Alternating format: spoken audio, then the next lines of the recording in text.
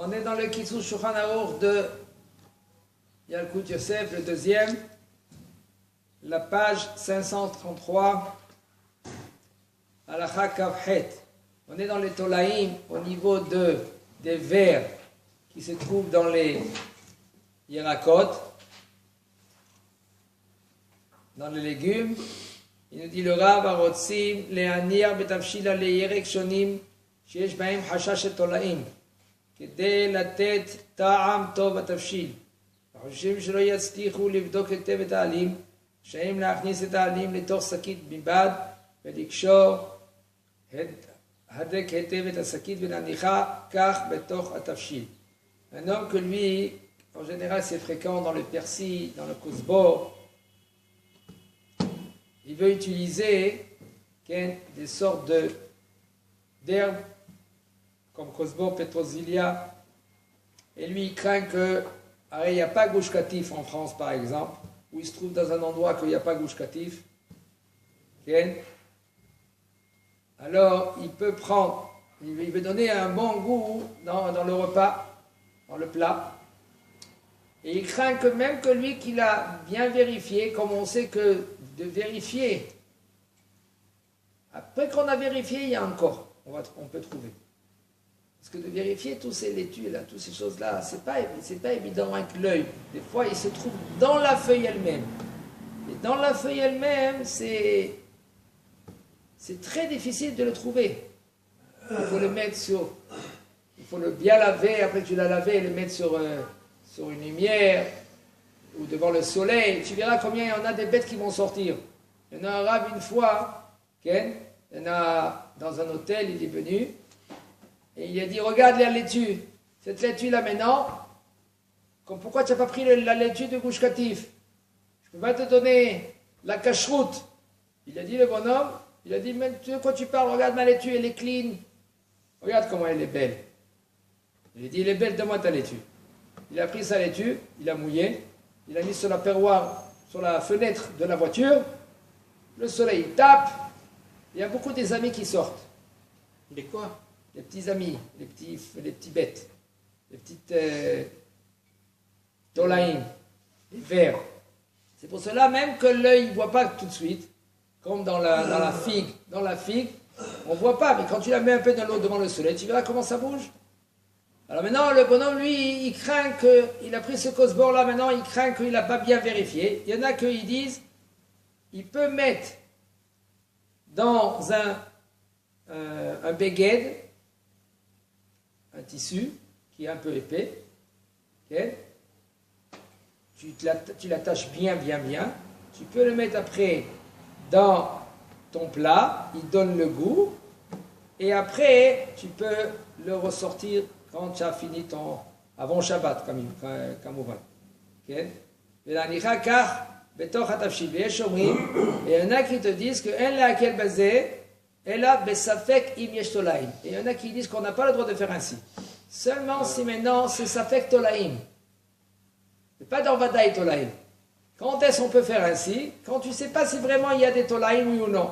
Et quand maintenant c'est vadaï, tu sais qu'il y a des tolaïm, ça veut dire que sans vérifier, ça s'appelle vadaï. Qu'est-ce que ça veut dire vadaï tolaïm? Vadaï tolaïm, ça s'appelle que tu prends le kosbor, tu le prends, tu le mets dans le sachet et tu le mets carrément. Ça s'appelle vadaï tolaïm. Alors ça sera sourd d'après cela. C'est pour cela qu'après cela ça sera sourd. אבל אם יש תולעים בוודאי, אלא כן בזה לכתחילה. ויש אומרים שכל שיש רוב או 60 כנגד התולעים, מותר אף אם יש בהם תולעים ודאי. Il y en a qui disent, troisième DA, que si maintenant il y a la majorité par rapport aux 60 fois les tolaïm qu'il y a, par exemple c'est des grosses feuilles, mais là tu dis, tu as bien rincé ton kosbor, tu vois qu'il y a un peu de tolaïm, mais tu comprends qu'il y a 60 fois les vers. Puisqu'il tu vois qu'il y a 60 fois les vers, il y en a qui permettent quoi? De prendre et de mettre dans le sac, bien fermé, et il y a un grand problème. On voit qu'il y a 3 déotes. une DA qui disent que si tu as bien vérifié, après tu mets dans le sachet, dans le sac, tu peux vraiment utiliser. Il y en a qui disent que non, tu n'as pas le droit de l'utiliser, seulement si tu es dans un safek, si vraiment tu trouves des tolaïm. Il est khatri là, Oui. La première DA, il est khatri là, je n'ai pas vérifié. Non, il dit, רוצים להניח את התכשיט, וחושבים שלא יצליחו, non, וחושבים שלא יצליחו לבדוק היטב. Ils ne peuvent pas bien vérifier. Mais ils savent Vadaï qu'il y a des tolaïm. Oui. Mais ils ne peuvent pas vérifier. Ils ne Non. peuvent pas aller plus loin. Mais ils savent qu'il y a encore des tolaïm. Ils ont vérifié. Peut-être. Mais Vadaï, il y a des tolaïm. Et Ouais, ouais. malgré ça, ils peuvent le mettre dans Oui, le mais tכשיt. c'est vrai qu'il y a des tolaïm, mais des tolaïm, ils sont pas. Après, tu as vérifié, mais ils ne peuvent pas 100% Ça vérifier. change quoi? Ça change que Tu quoi? mets quelque chose. Si dans c'est lequel il y a bataille, des si tolaïm. c'est bataille des tolaïm, tu peux pas. Si c'est mevatel issour le khatila. Alors, quelle différence entre la première et la deuxième DA? Et c'est là, qu'est-ce qu'il dit la deuxième DA? Elle Il dit, c'est l'obadaï, L'obadaï. des tolaïm. Ici, la première DA, il y a des tolaïm. C'est ce que je te dis. Dans la première DA, il y a des tolaïm, mais Badaï. oui, mais il les a vérifiés. Il a Ça change vérifié, quoi? il a enlevé les tolaïm. Ça change quoi? Ça change quoi? Que maintenant qu'il y avait Vadaï, maintenant tu as enlevé un peu, il reste. Vadaï. Voilà. Il reste Vadaï. Oui. Mais dans le deuxième, il ne reste pas Vadaï. Il n'y a pas. Il y a C'est pas ça de- fait. Ça s'appelle ça J'ai fait. vérifié, Ok. je ne vois plus rien. Ok. Et peut-être qu'il y a, peut-être qu'il n'y a pas. Voilà. Ça, c'est le deuxième cas. Excuse-moi, tu as vu le pro? Non, je veux quoi? Hier, on a fait un pro.